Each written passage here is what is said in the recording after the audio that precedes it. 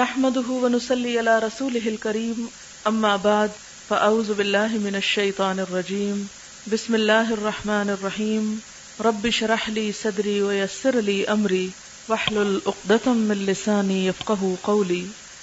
کتاب الجہاد والسیر، کتاب الجہاد اور نبی صلی اللہ علیہ وسلم کے حالات۔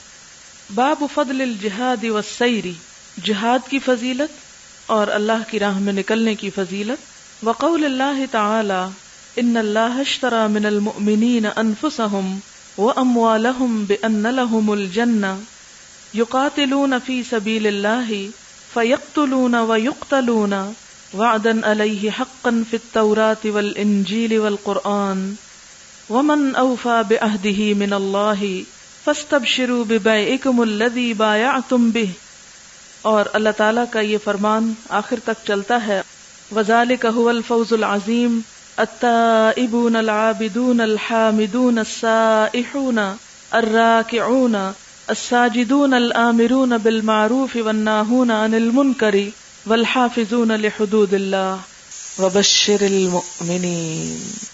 اللہ تعالیٰ کا فرمان ہے، بے شک اللہ تعالیٰ نے خرید لی مومنوں سے ان کی جانیں اور ان کے مال، کیونکہ ان کے لیے جنت ہے۔ وہ اللہ کی راہ میں جہاد کرتے ہیں، پھر وہ مارتے ہیں اور مارے جاتے ہیں۔ اس کا وعدہ ہے سچا تورات میں اور انجیل میں اور قرآن میں، اور اللہ سے بڑھ کر اپنے وعدے کو پورا کرنے والا کون ہے؟ بس خوشیاں مناؤ اپنی اس تجارت پر وہ جو تم نے اس سے کی، اور یہی بہت بڑی کامیابی ہے۔ توبہ کرنے والے، عبادت گزار، حمد و ثنا کرنے والے، اللہ کی راہ میں نکلنے والے، رکوع کرنے والے، سجدہ کرنے والے، نیکی کا حکم دینے والے، برائیوں سے روکنے والے، اور اللہ کی حدود کی حفاظت کرنے والے، اور مومنوں کو بشارت دے دو۔ قال ابن عباس کا قول ہے الحدود الطاعہ، یعنی والحافظون لحدود اللہ کا مطلب کیا ہے کہ اللہ کی حدود کی حفاظت کرنے والے، یعنی اللہ کی اطاعت کرنے والے۔ حدثنا الحسن بن صباح حدثنا محمد بن سابق حدثنا مالك بن مغول قال سمعت الوليد بن الأيزاري ذكر عن أبي عمرو الشيباني قال قال عبد الله بن مسعود رضي الله عنه، عبداللہ بن مسعود کہتے ہیں سألت رسول اللہ صلی اللہ علیہ وسلم، کہ میں نے نبی صلی اللہ علیہ وسلم سے پوچھا، قلت یا رسول اللہ، میں نے پوچھا اے اللہ کے رسول صلی اللہ علیہ وسلم، ای العمل افضل، کون سا عمل سب سے اچھا ہے؟ قالا، تو آپ نے فرمایا الصلاۃ علی میقاتها، نماز اس کے وقت پر۔ قلت ثم ای، میں نے کہا پھر کون سا؟ قال ثم بر الوالدین، فرمایا والدین کے ساتھ نیک سلوک کرنا۔ قلت ثم ای، میں نے کہا پھر کون سا؟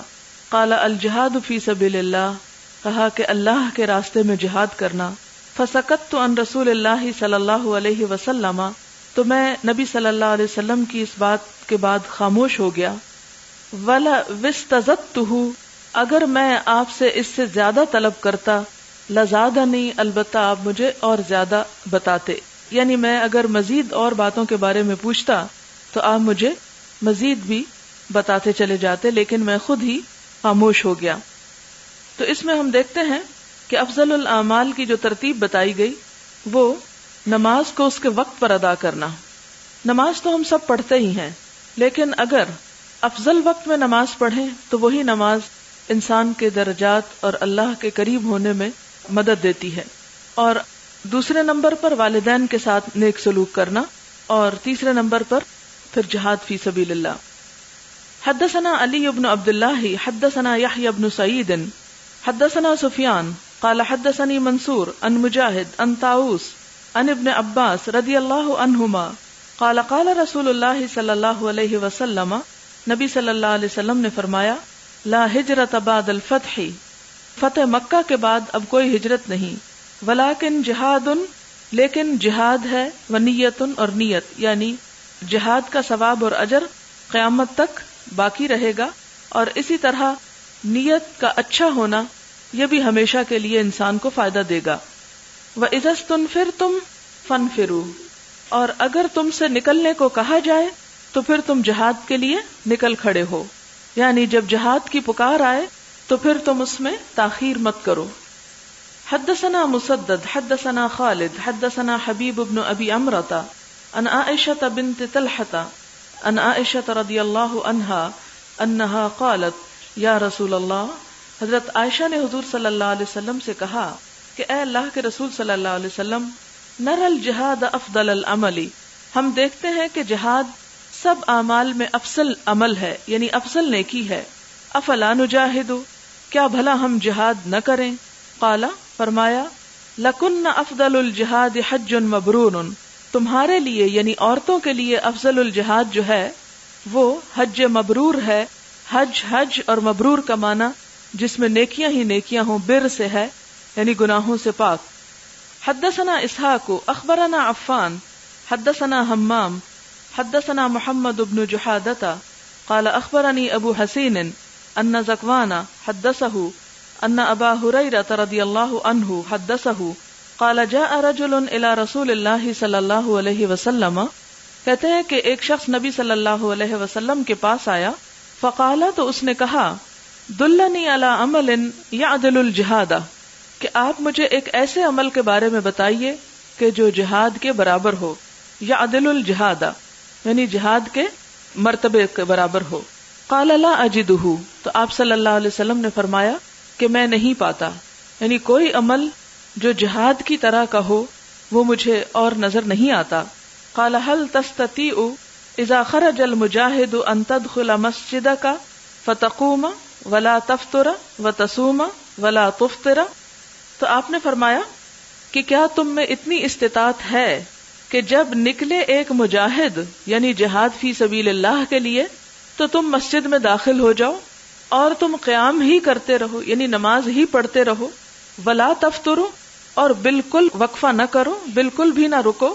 وتصوم، اور تم روزہ رکھے رکھو. ولا تفطروا، اور بالکل بھی افطار نہ کرو. یعنی کیا تم میں سے کوئی شخص ایسا کر سکتا ہے؟ قال ومن یستطیع ذلک، تو وہ شخص بولا بھلا ایسا کون کر سکتا ہے، ایسا کرنے کی کس میں ہمت ہے؟ تو اس سے پتہ کیا چلتا ہے کہ نبی صلی اللہ علیہ وسلم نے یعنی ایک طرح سے مثال دے کے یہ بات سمجھانے کی کوشش کی کہ جو شخص اللہ کے راستے میں جہاد کے لیے نکل جاتا ہے پھر اس کا اجر اور ثواب ہر لمحے ایسا ہی ہوتا ہے گویا وہ نماز کی حالت میں ہے، گویا وہ روزے کی حالت میں ہے. اور کوئی انسان گھر بیٹھ کر مستقل طور پر نماز اور روزے کی حالت میں اس طرح رہ سکتا ہی نہیں، یہ پاسبل ہی نہیں.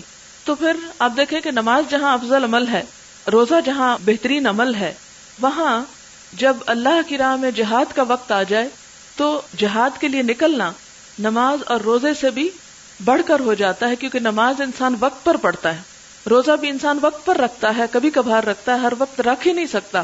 تو اس طرح کوئی بھی عمل جو ہے وہ جہاد کے برابر ہو نہیں سکتا. اب آپ کہیں گے پچھلی حدیث میں تو وقت پر نماز کو افضل العمل قرار دیا گیا، وہ گھر میں عام حالات میں جب جہاد کا موقع نہ ہو، لیکن جب جہاد کا موقع آ جائے تو جہاد کے لیے نکلنا جو ہے پھر وہ گھر میں رہ کر نمازیں پڑھنے سے اور افضل ترین وقت میں بھی پڑھنے سے کہیں زیادہ اجر و ثواب کا سبب بن جاتا ہے. قال ابو ہریرہ، حضرت ابو ہریرہ کہتے ہیں ان فرس المجاہد، بے شک مجاہد کا گھوڑا، لیستن فی طولہ، البتہ چلتا ہے اپنے طول میں، فیکتب لہ حسنات، تو لکھی جاتی ہیں اس کے لیے نیکیاں. کس کے لیے؟ مجاہد کے لیے. یستن کا مطلب ہے کہ جب ایک گھوڑے کو رسی ڈال کر چرنے کے لیے چھوڑ دیا جاتا ہے تو وہ چرتا جاتا اور چلتا جاتا ہے. فرمایا کہ جب وہ چر بھی رہا ہوتا ہے اور کھانے پینے کی حالت میں بھی ہوتا ہے، یعنی ضروری نہیں کہ مجاہد اس کے اوپر ہی بیٹھا ہوا ہو، یعنی وہ گھوڑا بھی جو کچھ کھاتا ہے، جہاں جہاں جاتا ہے، اور مجاہد جو اس کی بھی کیئر کرتا ہے، وہ سارا بھی اس کے لیے جہاد کے اندر لکھا جاتا ہے. یعنی اس سے کیا پتہ چلتا ہے کہ جب ایک مجاہد جہاد کی تیاری ہی کر رہا ہوتا ہے اور اس تیاری کے لیے گھوڑا تیار کر رہا ہوتا ہے، گھوڑے پال رہا ہوتا ہے، تو اس وقت بھی اس کے لیے نیکیاں لکھی جاتی ہیں. کیونکہ قرآن پاک میں آپ پڑھ چکے ہیں وَأَعِدُّوا لَهُمْ مَا اسْتَطَعْتُم مِّن قُوَّةٍ وَمِن رِّبَاطِ الْخَيْلِ، گھوڑے باندھ کر رکھنا. تو یہاں بھی یستن فی طولہ، یعنی گھوڑا باندھا ہوا ہے اور وہ چل رہا ہے اور چر رہا ہے، یعنی تیار کیا جا رہا ہے اس کو جہاد کے لیے. تو جو شخص اتنا کام بھی شروع کر دیتا ہے اس کی نیکیاں لکھی جانی شروع ہو جاتی ہیں، اور پھر وہ نیکیوں کا جو قلم چلتا ہے وہ کہیں رکتا نہیں. کیونکہ باقی اعمال میں تو ہم نیک عمل کرتے ہیں، پھر آرام کرنے لگ جاتے ہیں، پھر نیک عمل کرتے ہیں، پھر ریسٹ کر لیتے ہیں. لیکن یہ ایک ایسا عمل ہے کہ جس میں نیکیاں جب لکھی جاتی ہیں تو بیچ میں وقفہ آتا ہی نہیں. اور یہ بھی آپ کو معلوم ہوگا کہ جو شخص پھر اس رباط میں شہید ہو جائے تو اس کے لیے کیا ہوتا ہے، قیامت تک ہر روز اتنا ہی عمل لکھا چلا جاتا ہے اس کے اعمال نامے میں.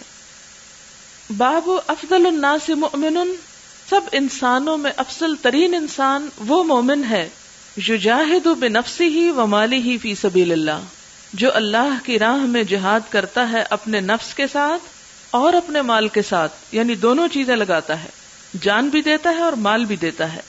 وقولہ تعالی، اللہ تعالیٰ کا فرمان ہے، یا ایھا الذین آمنوا، اے لوگو جو ایمان لائے ہو، ہل ادلکم علی تجارت، کیا میں بتاؤں تم کو اس تجارت کے بارے میں، تنجیکم من عذاب علیم، جو تمہیں عذاب علیم سے بچاتی ہو. تؤمنون باللہ ورسولہ، تم ایمان لاؤ اللہ پر اور اس کے رسول پر. وتجاہدون فی سبیل اللہ باموالکم وانفسکم، اور تم جہاد کرو اللہ کی راہ میں اپنے مالوں کے ساتھ بھی اور اپنی جان کے ساتھ بھی. ذالکم خیر لکم، یہ بات تمہارے حق میں زیادہ اچھی ہے. ان کنتم تعلمون، اگر تم جانتے ہو. یغفر لکم ذنوبکم، وہ تمہارے گناہوں کو بخش دے گا. ویدخلکم جنات تجری من تحتها الانہار، اور تمہیں ایسے باغات میں داخل کرے گا جس کے نیچے نہریں بہتی ہوں گی. ومساکن طیبۃ، اور عمدہ قیام گاہیں. فی جنات عدن، ہمیشگی کے باغات میں. ذالک الفوز العظیم، یہی ہے بہت بڑی کامیابی. یہ سورۃ صف کی آیت ہے. اس آیت سے آپ اندازہ لگا سکتے ہیں کہ اللہ کی راہ میں جہاد کی جو فضیلت ہے اور جو مرتبہ ہے اور جو مقام ہے وہ کس قدر بڑا ہے، اور اس کے نتیجے میں انسان کو جو نعمتیں اور جو کچھ حاصل ہونے والا ہے اس کے مقابلے میں دنیا کی کوئی چیز کوئی معنی رکھتی ہی نہیں. اور یہی وجہ کہ آپ دیکھیں کہ غیر مسلمز کو یہ بات سمجھ میں ہی نہیں آتی کہ مسلمانوں کے نزدیک اپنی جان کی اہمیت کیوں نہیں، یا اپنی جان دینے کو بھی وہ ہر وقت کیوں تیار رہتے. اور کتاب الجہاد پڑھتے وقت یہ بات اپنے ذہن میں رکھیے کہ غیر مسلمز جو ہیں انہوں نے آج کے دور میں جتنا جہاد کو بلیم کیا ہے اور جتنا اس کے خلاف پروپیگنڈا کیا ہے اتنا شاید ہی کسی چیز کے بارے میں کیا ہو، اور اسے ٹیررزم سے ملا دیا، دہشت گردی قرار دیا. اور یہ دراصل اس لیے کہ ان کے مفادات کو کوئی زد نہ پہنچے. آج بھی جس چیز سے دشمن کانپتا ہے وہ مسلمانوں کا جہاد ہے، اور ان کا اپنی جانوں اور مال کے نذرانے پیش کرنا اپنے مقصد کے لیے، کیونکہ جو شخص کافر ہے اس کے لیے تو زندگی بس یہی دنیا کی زندگی ہے، اس لیے اس کے لیے جان دینا سب سے مشکل کام ہے، ہاں کتنا ہی بڑا کیوں نہ مقصد ہو. لیکن ایک مسلمان کے لیے جان دینا سب سے آسان کام ہو جاتا ہے جب اس کو معلوم ہے کہ اس کے صلے میں اس کو اس کے رب کی طرف سے کیا کچھ ملنے والا ہے اور اس کی کس قدر افزائی اور قدردانی ہونے والی ہے اللہ کے ہاں. حدثنا ابو الیمان اخبرنا شعیب عن الزہری قال حدثني عطاء بن یزید اللیثی ان ابا سعید الخدری رضی اللہ عنہ حدثه قال قیل یا رسول اللہ ای الناس افضل، آپ صلی اللہ علیہ وسلم سے پوچھا گیا کون سا شخص سب سے اچھا ہے؟ فقال رسول اللہ صلی اللہ علیہ وسلم، تو آپ نے فرمایا مؤمن یجاہد فی سبیل اللہ بنفسہ ومالہ، وہ مومن جو اللہ کی راہ میں اپنے نفس اور اپنے مال سے جہاد کرتا ہے. قالوا ثم من، پوچھا پھر کون؟ قال مؤمن فی شعب من الشعاب یتقی اللہ ویدع الناس من شرہ، کہ وہ مومن جو کسی گھاٹی میں ہوتا ہے، گھاٹیوں میں سے یعنی غیر آباد جگہ پر اللہ کا تقوی اختیار کرتا ہے اور لوگوں کو چھوڑ دیتا ہے اپنے شر سے بچانے کے لیے، یعنی لوگوں سے میل جول پھر ترک کر دیتا ہے تاکہ نہ ان کے ساتھ ملے اور نہ ہی ان کو ستائے اور نہ ہی ان کو کسی قسم کی کوئی اذیت پہنچائے. اور خاص طور پر یہ وقت یعنی فتنوں کے زمانے میں جب انسان کو اپنا ایمان بچانا مشکل ہو تو پھر انسان لوگوں سے ہٹ کر الگ ایسی جگہ پر چلا جائے کہ جہاں پر وہ اپنے دین کو تمام طرح کی آفات سے محفوظ رکھ سکے. اب آپ دیکھیں کہ ان دونوں میں جو روح ہے، کانسیپٹ ہے، وہ دین کی حفاظت ہے. وہاں پر جب مجاہد جہاد کے لیے نکلتا ہے تو وہ بھی دراصل دین کی حفاظت کے لیے نکلتا ہے، اور یہاں پر جب ایک شخص معاشرے کو چھوڑ کر کسی غیر آباد جگہ پر جا کر بستا ہے لوگوں کو چھوڑ کر خالصتاً اللہ کی طرف توجہ کر لیتا ہے تو یہ بھی دراصل اپنے دین کو بچانے کے لیے. تو اس سے یہ پتہ چلتا ہے کہ دین کی حفاظت جو ہے وہ ایک مسلمان کے لیے سب سے اہم ترین کام ہے، کیونکہ اگر سب کچھ ہو اور دین نہ ہو تو خسارہ ہی خسارہ ہے. لیکن اگر انسان فقیر ہو اور دنیا کی کوئی نعمت اور کوئی راحت بھی اس کے پاس نہ ہو لیکن اس کے اندر ایمان ہو اور دین ہو تو وہ سب سے خوش قسمت ہے. اچھا، یہاں پر ایک بات آپ کے نظر کرتی چلوں کہ یہ جو یجاہد فی سبیل اللہ کا لفظ آتا ہے نا، تو جہاد کا جو معنی ہے وہ جہد سے نکلا ہے، جیم ہے دال. جہد کا مطلب ہوتا ہے کوشش کرنا، اور جہاد کا مطلب ہے حد درجہ کی کوشش کرنا. اب یہ کوشش جو ہے یہ انسان کے ہر پہلو سے جو اس کے دین کی سربلندی کے لیے ہو وہ مراد ہے.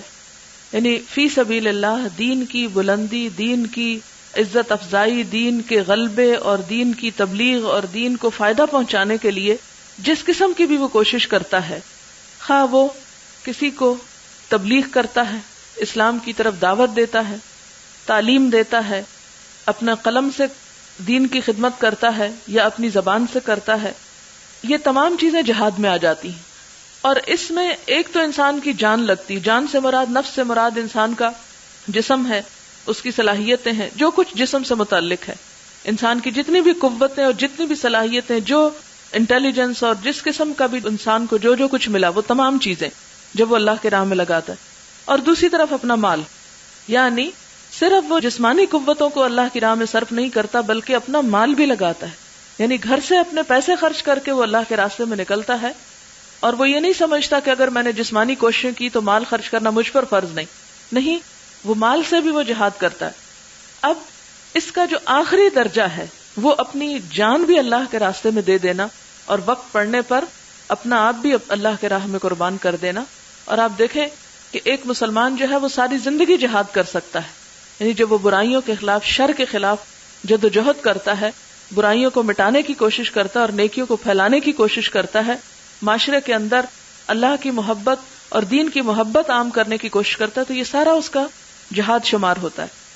اب آپ دیکھیں کہ ایک صورت یہ ہے کہ انسان ایک نارمل زندگی گزارے اور یہ کہے کہ مثلاً عورت کے اوپر جیسے جہاد فرض نہیں ہے، تو اب ایک عورت جو ہے مثلاً وہ کہے کہ میں ایک نارمل زندگی گزارتی ہوں اور مجھے تو کوئی ضرورت نہیں کہ میں اپنے گھر کی روٹین ڈسٹرب کروں، میں اپنا آرام ڈسٹرب کروں، اور میں اپنا سکون برباد کر کے تو میں گھر بار چھوڑ کر ادھر ادھر گھومتی پھروں یا ایکسٹرا پڑھنے یا پڑھانے کی کوشش میں لگی رہوں. جیسے اب آپ لوگ ہیں مثال کے طور پر، تب آپ پڑھ رہے ہیں، اگر آپ نہ بھی پڑھیں تو آپ بہرحال کوئی یعنی گناہگار لوگوں میں شامل نہیں ہوں گے، یا آپ کا نہ پڑھنا آپ کو گناہگار نہیں کرے گا.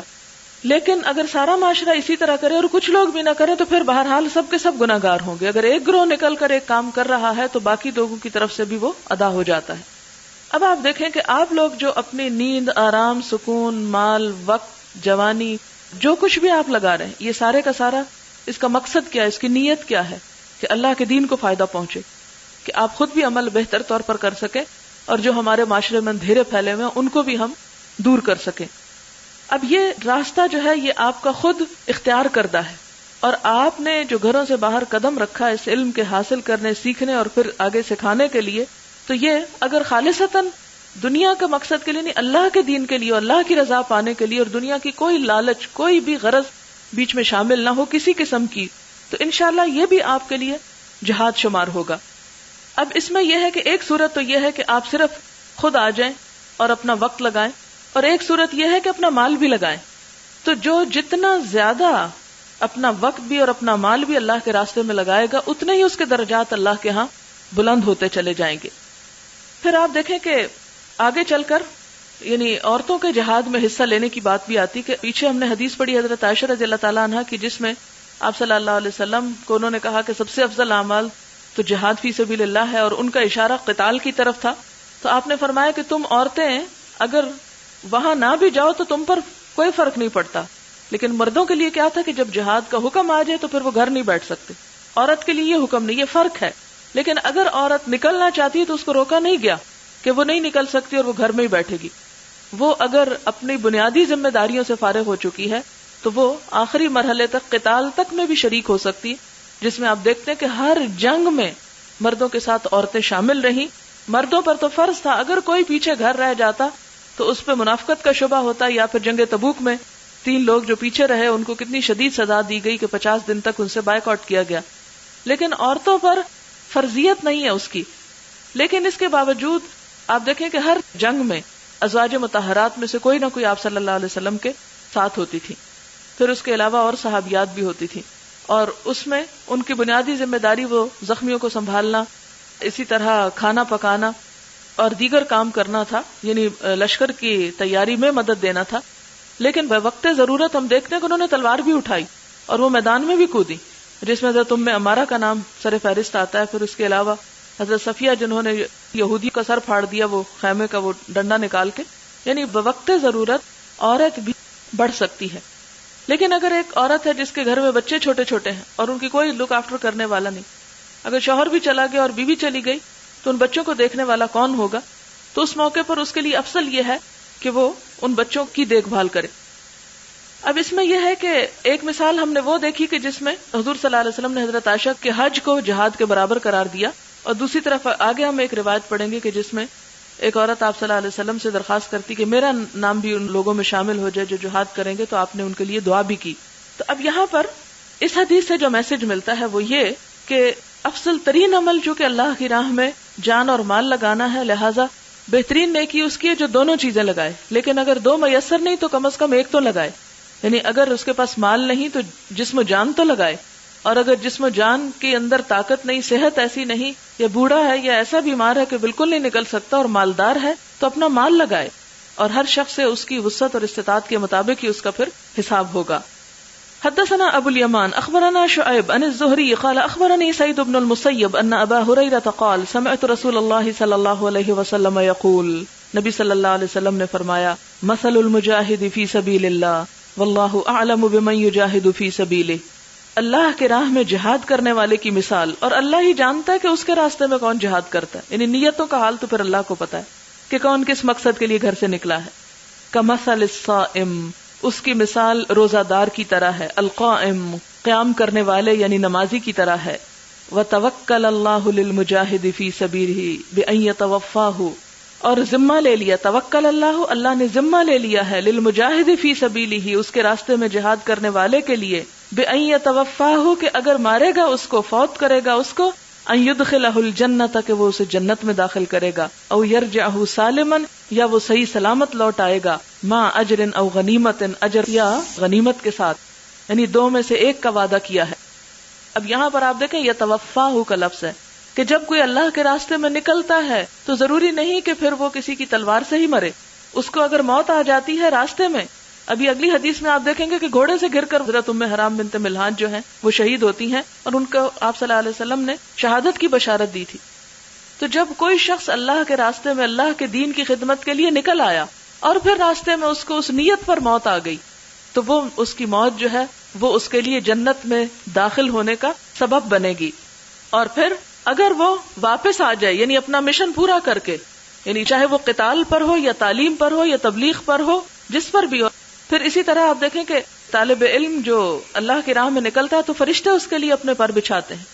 تو یہ بھی ایک طرح سے جہاد ہے. اور جیسا کہ آپ جانتے ہیں کہ آج کے دور میں اب جنگیں تلواروں سے کم لڑی جاتی ہیں، نظریات سے زیادہ لڑی جاتی ہیں. آج کا دور جو انٹلیکچوئل انویژن کا دور ہے. آج کے دور میں آپ پر حملہ صرف ایٹم بم سے نہیں ہونے والا، بلکہ آپ کے گھروں پر، آپ کے بچوں پر، آپ کے ذہنوں پر، آپ کے افکار پر، ہر چیز پر حملہ ہو چکا ہے. اور ہر چیز اوپر سے آپ کے چھتوں سے، آپ کے گھروں کے اور بیڈ رومز کے اندر داخل ہو چکی ہے، جس نے ذہنوں کو، دلوں کو، دماغوں کو، اخلاق کو، کردار، ہر چیز کو پراگندہ کر کے رکھ دیا ہے. تو ایسے میں جو جہاد ہم سب پر فرض ہے، ان سب چیزوں کے خلاف کہ ہم جی جان سے جت جائیں اور ان تمام برائیوں کو جڑ سے اکھیڑ کر پھینکیں اور ان کا مقابلہ اسی پلیٹ فارم پہ کریں. اس لیے کہ اگر ہم ان چیزوں کو چھوڑ کر، ان وسائل کو چھوڑ کر صرف اپنے ہی گھر میں بیٹھ کر چھوٹا موٹا کام کرتے رہے تو یہ بات نہیں بنے گی. تو اس میں یہ ہے کہ اگر کوئی شخص نکلتا ہے اور راستے میں اس کی وفات ہو جاتی، خواہ وہ بستر پہ ہی مر جاتا ہے، تو اللہ تعالیٰ نے ذمہ لیا کہ اسے جنت میں داخل کرے گا. اور اگر وہ واپس آ جاتا ہے تو واپس آنے میں بھی دوسرا ذمہ کیا ہے کہ اسے کامیابی عطا کرے گا اور اس کو اس صورت میں غنیمت ملے گی. اور اگر کامیاب نہیں بھی ہوا، دشمن سے ہار گیا اور واپس آ رہا ہے، تو اس صورت میں کیا ہے؟ پھر بھی اس کا اجر کہیں ضائع نہیں ہوا. یعنی مومن جب جہاد کے لیے نکلتا ہے کسی صورت میں بھی اس کو کوئی ناکامی نہیں. مر گیا تو جنت، ہار گیا تو اجر، جیت گیا تو غنیمت. یعنی ہر شکل میں اس کے لیے ثواب ہی ثواب ہے، فائدہ ہی فائدہ ہے، اور کسی قسم کا کوئی خسارہ ہے ہی نہیں. بس ضرورت اپنی نیت کو درست کرنے کی ہے کہ سب کچھ اللہ کے راستے میں ہو. دنیا کی کوئی لالچ اور غرض اور دنیا کی کوئی شہرت اور نام اور ذکر اس کی دل میں خیال تک بھی نہ گزرے.